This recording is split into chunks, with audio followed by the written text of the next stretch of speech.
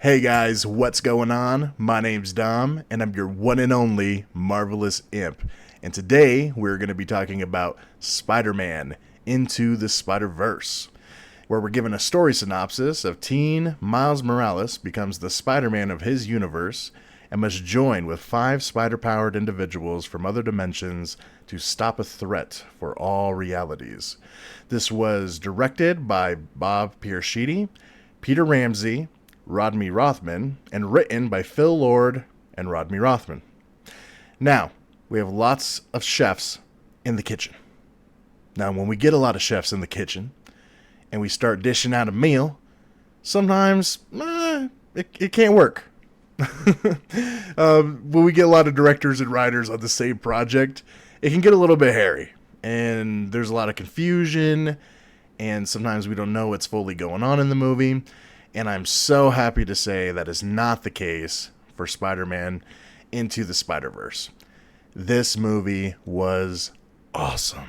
It was so awesome. And I just want to say, when the film first came out, I was kind of like, meh. I don't know. It looked like a spinoff. It looked like something I might have watched on TV, just randomly, kind of put on the back burner. And it wasn't until my friend came to me, and he's like, hey, Dom, did you see the Spider-Man movie? And I was like, yeah, it looks okay. He's like, this is the closest thing I have ever felt to a Spider-Man comic in years. And with that being said, it inspired me, or motivated me, to go and watch this film. And he was so right.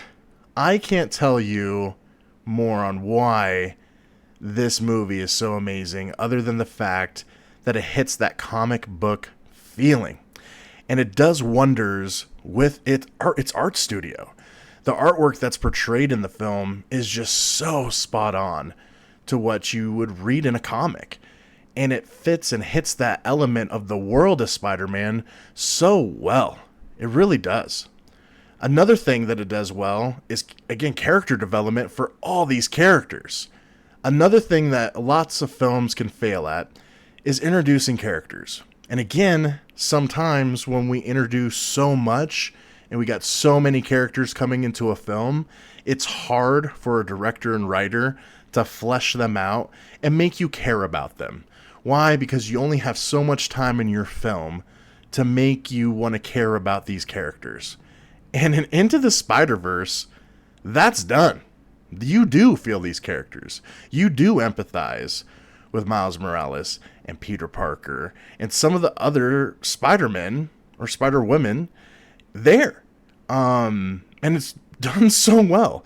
They give quick backstories on all of them, telling you what's happening or what they feel and what they have in common with each other, right? And their message and their morals and their beliefs.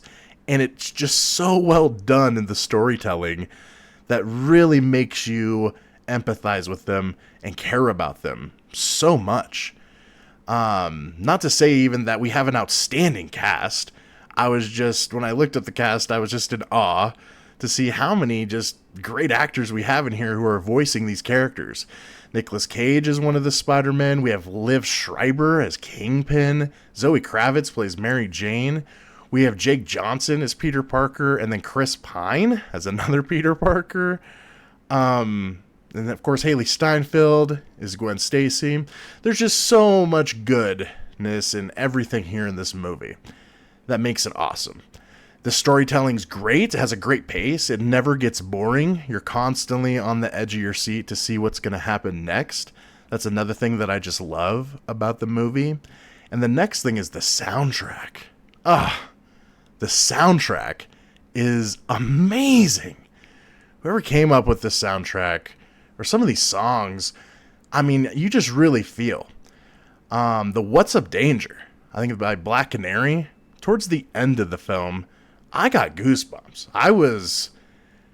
You know that burning feeling sensation in your heart? And it starts racing. That's what I felt. I felt this just burning sensation of wanting to go out and conquer something of my own, even watching this movie. And to have that feeling and that drive given to me by a film is amazing. I never would have thought I would have felt that watching this movie. Seriously. And again, you empathize with the characters. You empathize with doubt, feeling down about yourself, feeling like you can't do something, that you're special, but you're really not. And it's just so incredible. It's a really, really heartwarming feeling that's given to you by the film, and it comes in so heartedly that you just love it to pieces. I really can't complain too much about this movie at all. And again, it was a movie that I just didn't see coming. I really thought it was just going to be a cash grab or a spinoff, and it wasn't. It was far from that completely. You can tell the creators, they really cared about this movie so much. And they put their heart and soul in it, because it's definitely felt. And yeah, I really don't have too much to complain about this movie at all. It's really all good. So for me, for its amazingness and just the feeling that I got overall in this film, I'm going to give this movie a solid 9.5. It's awesome, guys. If you haven't seen this movie, do yourself some justice and watch it. Especially if you're a Spider-Man fan of any kind, or if you like Spider-Man at all, go watch this movie. You will not be disappointed. I promise you. This is awesome. My son, he watches this occasionally every other month, and every time I watch it, I just fall in love. I think it's, seriously, a great movie. So, I appreciate your amazingness, and never ever forget to stay marvelous. Thank you, guys. Bye-bye.